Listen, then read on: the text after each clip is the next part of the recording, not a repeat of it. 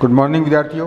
कक्षा 12 में plant tissue culture में पिछली क्लास में हमने जीन ट्रांसफ़र के बारे में पढ़ा था और उसके बाद में मैंने आपको भौतिक विधियों में सारे विधियां बता दी थी और फिर ट्रांसजेनिक पादपों के बारे में जाना था कि किस तरह से ट्रांसजेनिक पादपों को विकसित किया जाता है। और आज हम जानेंगे ट्रांसजेनिक पादपों से संबंधित कृषि और औषधि विज्ञान में कुछ महत्वपूर्ण उपलब्धियां। कौन कौन सी उपलब्धियां हैं? पराजीनी पादपों, जो पराजीनी पादप हैं, पादपों से संबंधित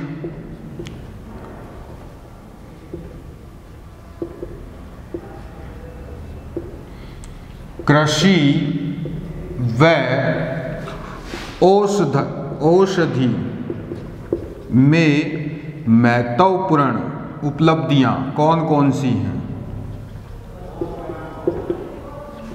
इनके बारे में हम जानेंगे। देखिए, सबसे पहले हम इसमें बात करेंगे इंसेक्ट रेजिस्टेंस की। इंसेक्ट रेजिस्टेंस यानी इसको हम कह सकते हैं कीट प्रतिरोधकता। ये क्या है? देखिए, बहुत ही महत्वपूर्ण है कीट प्रतिरोधकता। जो कीट प्रतिरोधकता है, इससे मतलब ये है कि एक जीवाणु है जिसका नाम है बेसिलस थुरिंजिएंसिस। ठीक है, एक जो जीवाणु है जिसका नाम क्या बताया मैंने, बेसिलस थुरिंजिएंसी।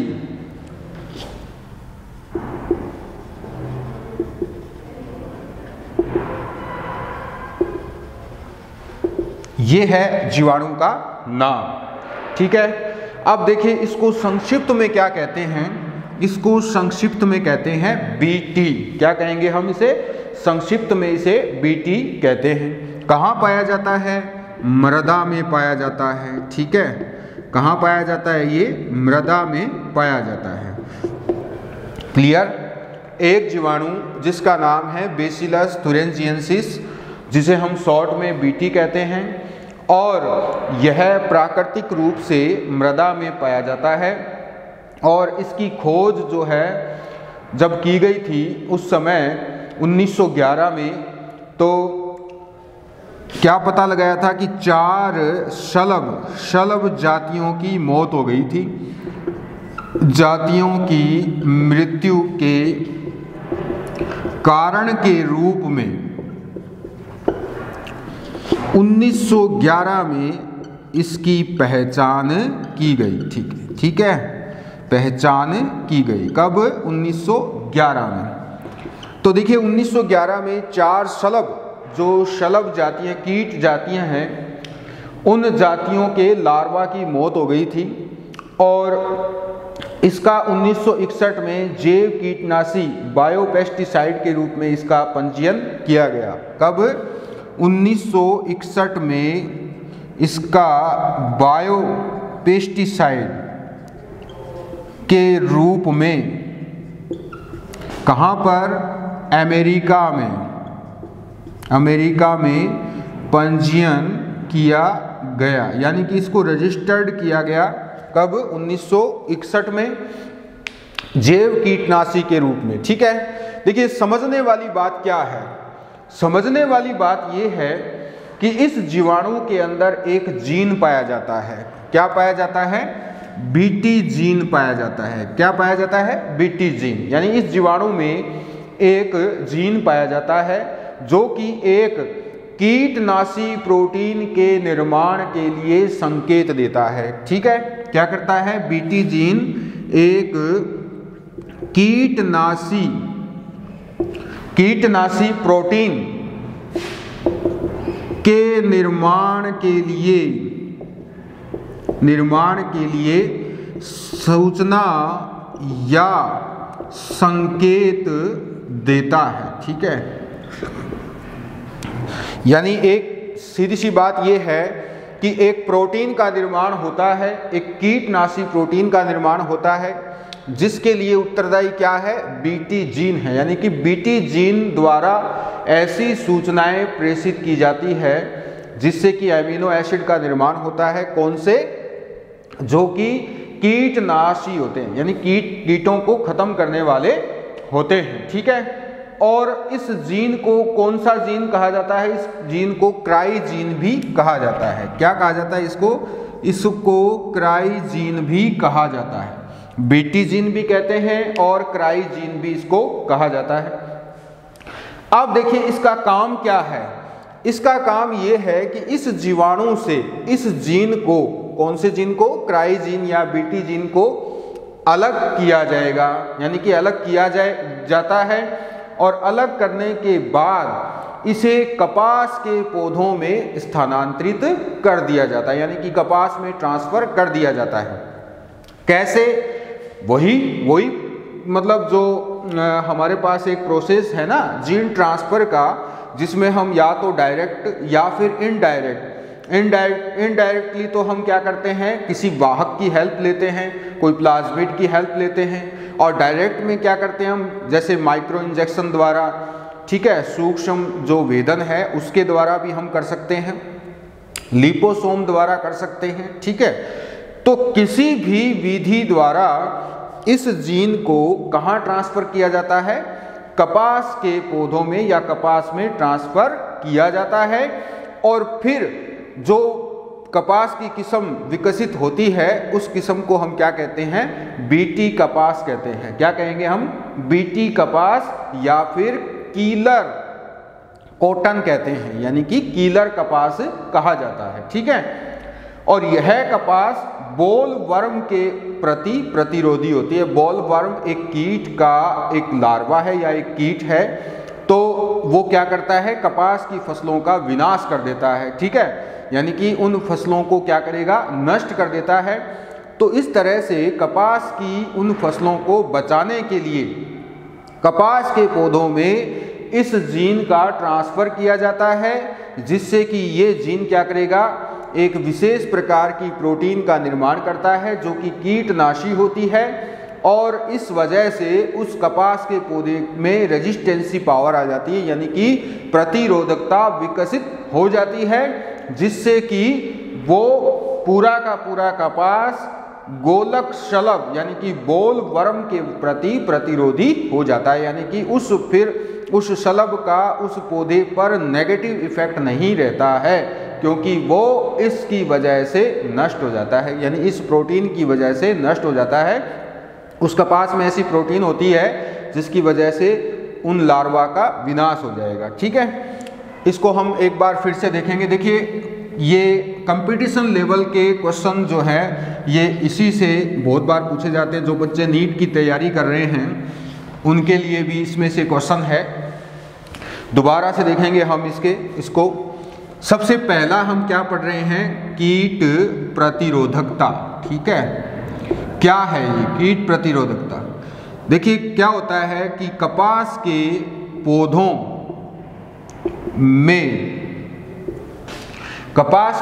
में बॉल वर्म, किसका, बॉल वर्म, जो हम कहते हैं गोलक शलभ, बॉल वर्म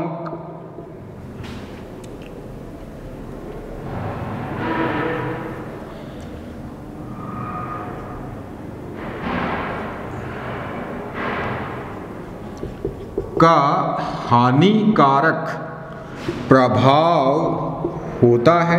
ठीक है, इसको हम कहते हैं गोलक शलभ। क्लियर। हानिकारक प्रभाव का मतलब ये है कि अर्थात कपास के पौधों का नाश हो जाता है। ठीक है, नाश हो जाता है। अब इसको रोकने के लिए यानी इस विनाश को रोकने के लिए या कपास के पौधों में कीट प्रतिरोधकता विकसित करने के लिए हम किसका सहारा लेते हैं? एक जीवाणु बेसिलस थुरिंजिएंसिस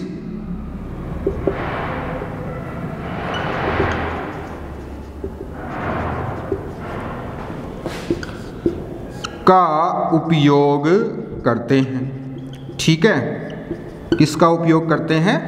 तो यहां पर आपको समझ में आ जाएगा कि कपास के पौधों में बोलवर्म का हानिकारक प्रभाव होता है। बोलवर्म यानी कि गोलक शलभ यानी कीट है ये एक तरह का, जिससे क्या होता है कि कपास के पौधों का नाश हो जाता है। अब कपास के पौधों को विनाश होने से रोकने के लिए या कपास के पौधों में कीट प्रतिरोधकता विकसित करने के लिए एक जीवाणु बेसिलस थुरिंजिएंसिस का उपयोग करते हैं। क्यों करते हैं? क्योंकि इस जीवाणु में एक क्राई जीन या जिसे हम क्या कहते हैं बीटी जीन पाई जाती है। क्या पाई जाती है? क्राई या बीटी जीन पाई जाती है। ठीक है, क्यों करते हैं इसका प्रयोग जीवाणु का? क्योंकि इसके अंदर एक जीन पाई जाती है और यह जीन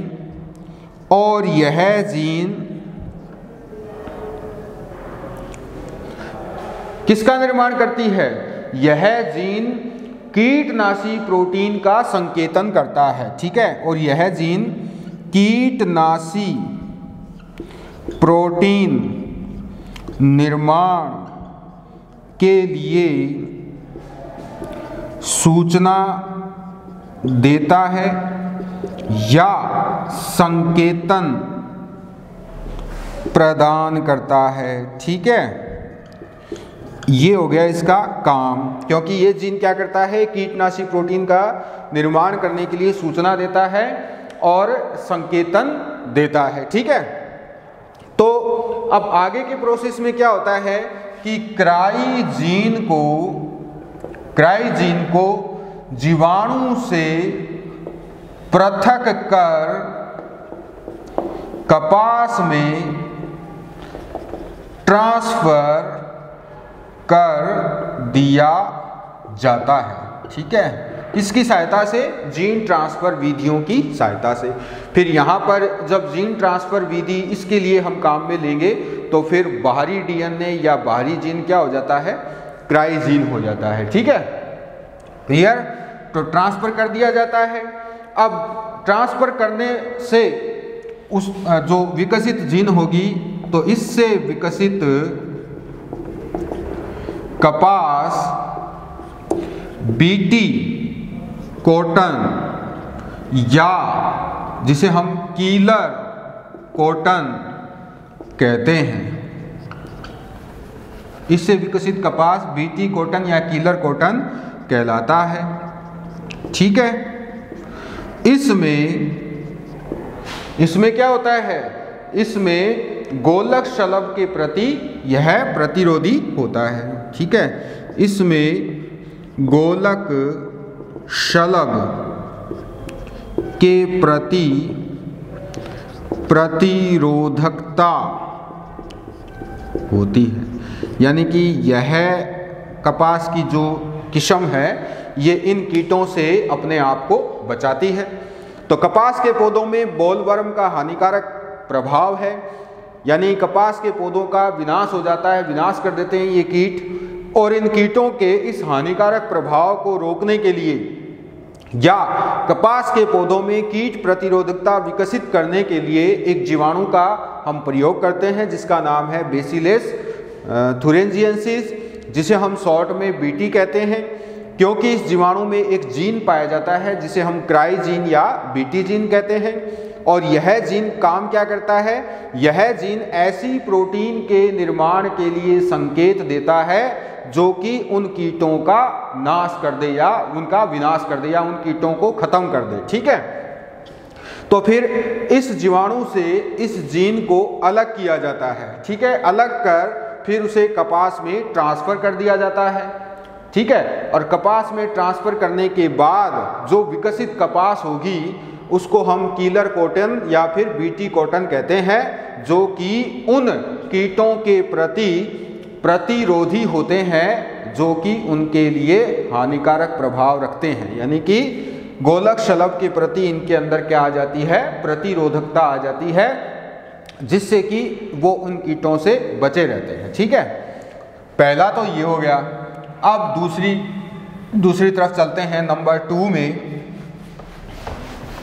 देखिए थोड़ा टाइम लग रहा है लेकिन समझना जरूरी है, क्योंकि यहाँ पर जो क्वेश्चन बनते हैं, जैसे एक तो बीटी जीन वाला बन रहा है, बीटी जीन किस में पाया जाता है, तो ये आपका आंसर है बेसिलस थुरिंजिएंसिस। बीटी जीन किस में पाया जाता है, क्राइजीन किस में पाया जाता है, इसी तरह से बेसिलस थुरिंजिएंसिस में पाया जाता है। ठीक है, बीटी कपास के निर्माण के लिए कौन सा जीन उत्तरदायी है, तो आपका आंसर होना चाहिए क्राइजीन या बीटी जीन। ठीक है, बीटी जीन या फिर हम ये कह सकते हैं कि कपास के पौधों के लिए प्रतिरोधी क्षमता विकसित करने के लिए कौन सा जीवाणु काम आता है, तो बेसिलस थुरिंजिएंसिस। ठीक है, इस प्रकार से हम इसको बता सकते हैं, इसमें से इस तरह के क्वेश्चन बनते हैं। आगे है हर्बिसाइड रेजिस्टेंस।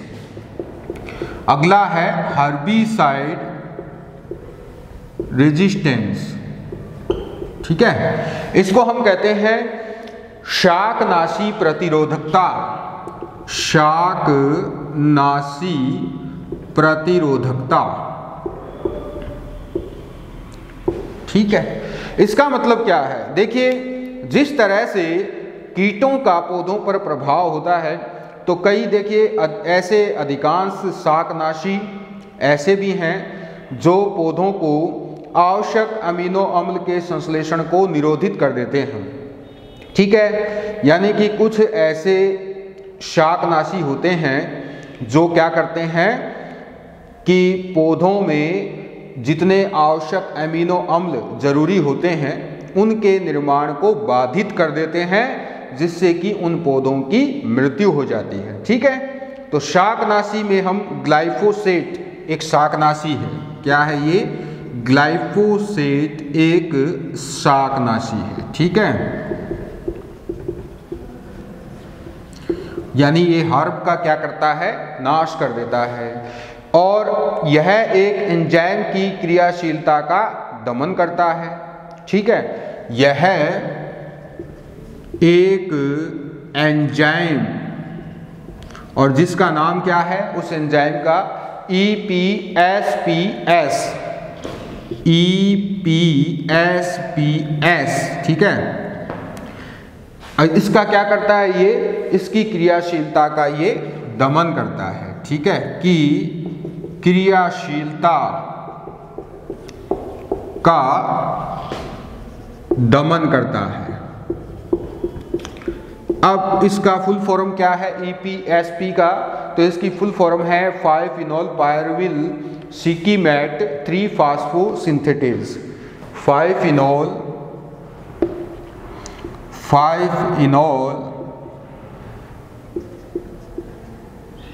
पायरुविल 5-फिनोल पायरुविल सिकीमेट 3-फॉस्फोसिंथेज। सिकीमेट 3-फॉस्फोसिंथेज, ये इसका फुल फॉर्म है, यानी EP, ठीक है, SPS। ठीक है, इस प्रकार से इसकी फुल फॉर्म हो जाती है, इसकी फुल फॉर्म ये है। क्लियर। अब ये जो एंजाइम है EPSP, इसका ये क्या करता है, दमन करता है क्रियाशीलता का, क्योंकि यह एंजाइम कौन सा, जो हमने लिखा है EPSPS, क्योंकि यह एंजाइम एरोमेटिक एमिनो एसिड के संश्लेषण में काम आता है। क्योंकि यह एंजाइम जो एरोमेटिक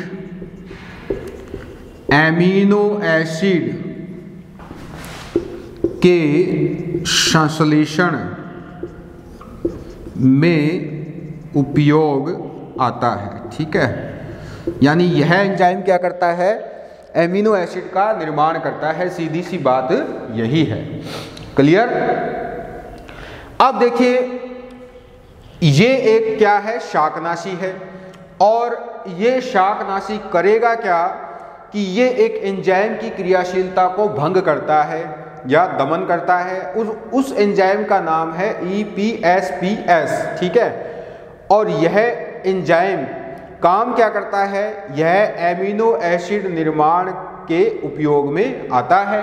तो इस एंजाइम की क्रियाशीलता को अगर बाधित कर दिया जाएगा, किसके द्वारा, ग्लाइफोसेट के द्वारा, तो फिर एरोमेटिक एमिनो एसिड का निर्माण नहीं हो पाएगा, जिससे कि उस शाक की क्या हो जाएगी, मृत्यु हो जाएगी या वो नष्ट हो जाएगा। ठीक है। तो कई बार क्या होता है, कई ऐसे पादप हैं जिनके अंदर EPSPS एंजाइम का अधिक उत्पादन करवाया जाता है, ठीक है, या अधिक उत्पादन से संबंधित जीन को ट्रांसफर करके ग्लाइफोसेट के प्रभाव को रोका जाता है। ठीक है।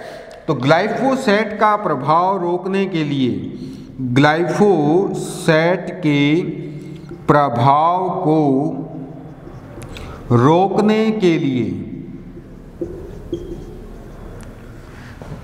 लिए क्या किया जाएगा, जो एंजाइम है EPSP उससे संबंधित, रोकने के लिए EPSPS के निर्माण से संबंधित जीन,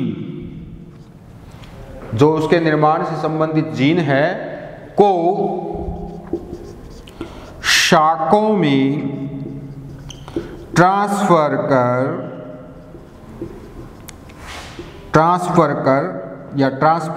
किया जाता है। ठीक है, क्या किया जाता है, ट्रांसफर किया जाता है, यानी कि अधिक उत्पादन के लिए। फिर इससे क्या होगा, इससे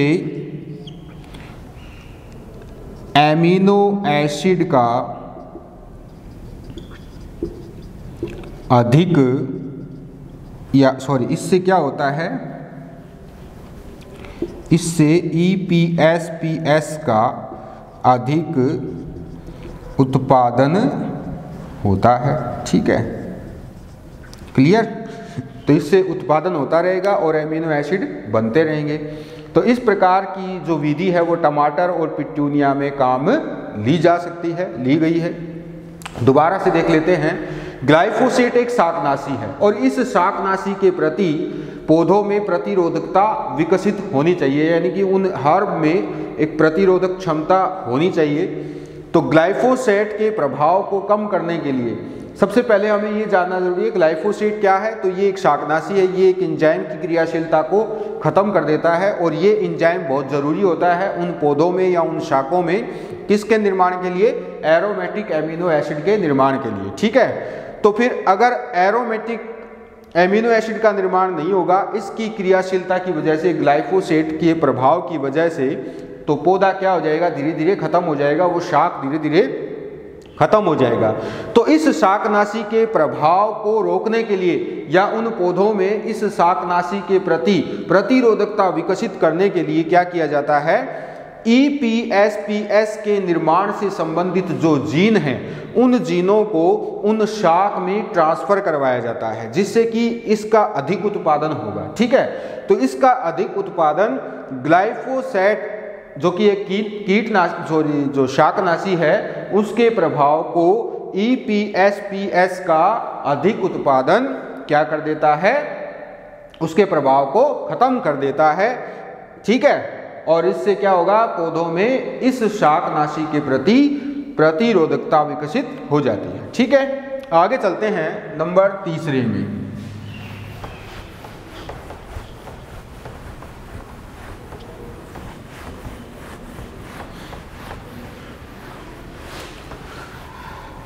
तो देखिए नंबर तीसरा है नरबंधता उत्पन्न करना। ठीक है। अगला है नंबर 3, नरबंधता उत्पन्न करना।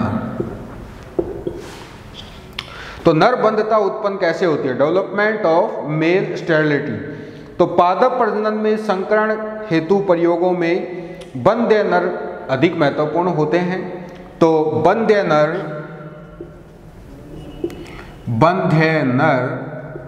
पादप प्रजनन प्रयोगों के लिए महत्वपूर्ण होते हैं। ठीक है, किसके लिए महत्वपूर्ण होते हैं? ये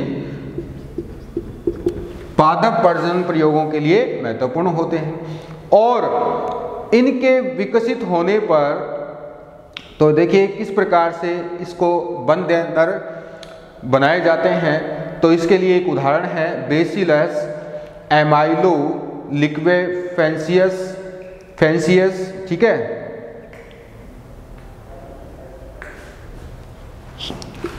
बेसिलस एमाइलो लिक्वेफेंसियस। ठीक है, ये एक बैक्टीरिया है। तो इससे एक जीन प्राप्त होता है, से एक जीन जिसको हम कहते हैं बार्नेज जीन प्राप्त किया जाता है। ठीक है, इससे हम कौन सा जीन प्राप्त करते हैं? बार्नेज जीन प्राप्त करते हैं। क्लियर? इस जीन को एग्रोबैक्टीरियम की सहायता से, ठीक है, तो इस जीन को एग्रोबैक्टीरियम मध्यस्थता द्वारा, इस जीन को क्या किया जाता है? एग्रोबैक्टीरियम की मध्यस्थता द्वारा फिर रैपसीड के संजीन के साथ समाकलित कर दिया जाता है। ठीक है, द्वारा तोरिया, जिसे हम कहते हैं रैपसीड के जीनोम के साथ समाकलित किया जाता है। ठीक है, क्लियर? समाकलित किया जाएगा तो फिर आगे क्या होगा? इससे नर बंध्य प्राप्त हो जाते हैं या विकसित हो जाते हैं। ठीक है, नर बंध्य बन जाते हैं। तो बार्नेज जीन द्वारा होता क्या है? ये बार्नेज जीन नर बंध्य को क्या करता है? नर बंध्य क्यों हो जाते हैं? तो यह बार्नेज जीन करता क्या है? यह बार्नेज जीन क्या करेगा कि जो पराग कोशों में आरण्य होती है, पराग कोशों की कैपिटल आरण्य को नष्ट कर देता है। यह क्या करता है? पराग कोशों की कैपिटल आरण्य को क्या करेगा? नष्ट कर देगा। इससे बंध्य नर पादप विकसित हो जाते हैं। ठीक है, ये है इसका मेनली। तो देखिए इसके अंदर क्या है, मुख्य बात यही है कि बंध्य नर उत्पन्न किए जाते हैं जो कि पादप प्रजनन प्रयोगों के लिए महत्वपूर्ण होते हैं। बंध्य नर उत्पन्न करने के लिए एक जीन काम में ली जाती है और वो जीन कहलाती है बार्नेज जीन। ये कहाँ से प्राप्त होती है? बेसिलस एमाइलो लिक्वेफेंसियस से प्राप्त होती है। इस बार्नेज जीन को इससे अलग कर फिर एग्रोबैक्टीरियम की मध्यस्थता द्वारा, जो रैपसीड है, एक पादप का नाम है, उसके जीनोम के साथ समाकलित कर देते हैं।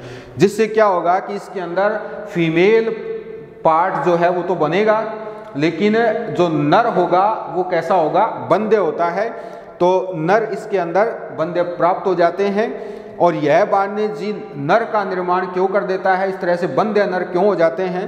क्योंकि पराग कोशों की जो टेपेटम कोशिकाएं होती हैं उनके अंदर आरएनए को ये क्या कर देता है? नष्ट कर देता है, जिससे बंध्य पादप विकसित हो जाते हैं। क्योंकि देखिए पराग कोशों में जो भी बनते हैं माइक्रोस्पोर, जिसे हम कहते हैं पराग कण, तो पराग कणों की जनन क्षमता को ये क्या कर देगा? खत्म कर देता है, जिससे कि वो नर हो जाते हैं। तो इस प्रकार से नरबंधे पादप विकसित किए जाते हैं। क्लियर? आगे नंबर 4 की तरफ।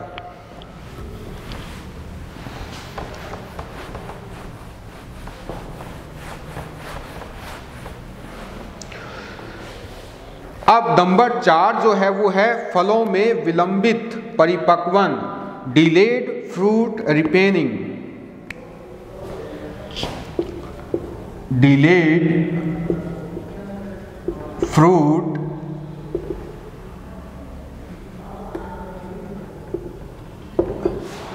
इसको हिंदी में कहते हैं फलों में विलंबित परिपक्वन। फलों में विलंबित परिपक्वन, ये क्या है इसको जानते हैं। अब देखिए क्या होता है कि कुछ ऐसे फल होते हैं जो बहुत जल्दी पक जाते हैं, ठीक है। जैसे टमाटर होते हैं, तो टमाटर जल्दी पक जाएंगे तो फिर क्या होगा कि उनमें स्वादिष्टता नहीं रहेगी, और टमाटर की ऐसी किस्में विकसित की जाती हैं जिसमें क्या होता है कि परिपक्वन लंबा होता है, ठीक है, क्योंकि वो धीरे धीरे फल क्या है मैच्योर होते हैं, जिससे कि वो अधिक लंबे समय तक सुस्वादिष्ट अवस्था में बने रह सकते हैं। तो अमेरिका में इस तरह की एक विकसित पराजीनी टमाटर भी बनाया गया है, ठीक है। तो फलों में, तो अब आगे इसको समझते हैं कि अमेरिका में एक टमाटर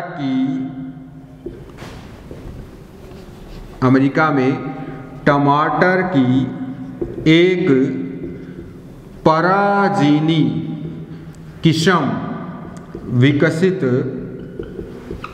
की गई है, ठीक है, जिसका नाम क्या है, जिसको हम कहते हैं फ्लेवर शावर। क्या कहते हैं हम? फ्लेवर शावर, जो फ्लेवर शावर कहलाती है, ठीक है। क्लियर? तो यह किस्म है क्या?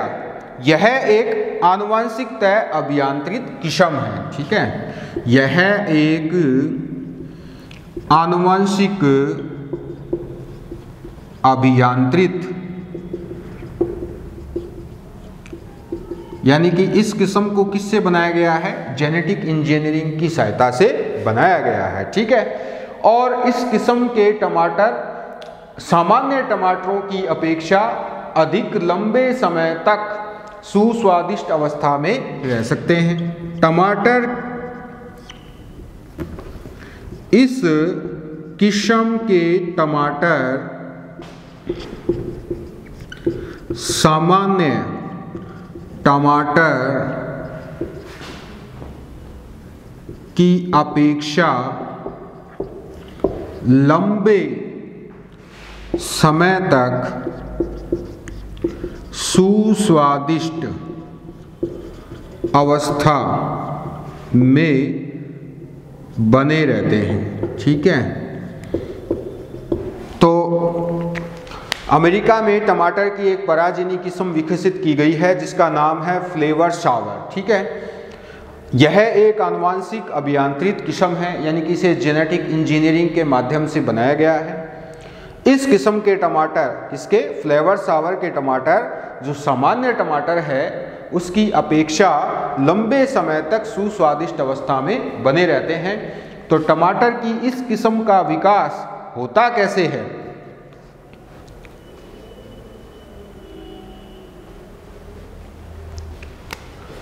तो देखिए, सामान्य टमाटर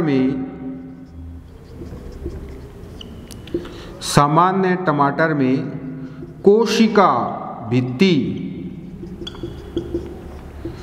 को अपघटित करने वाले एंजाइम, जो सामान्य टमाटर है उसके अंदर कोशिका भित्ति को अपघटित करने वाले जो एंजाइम है जिसका नाम है ग्लैक्टोरोनेज,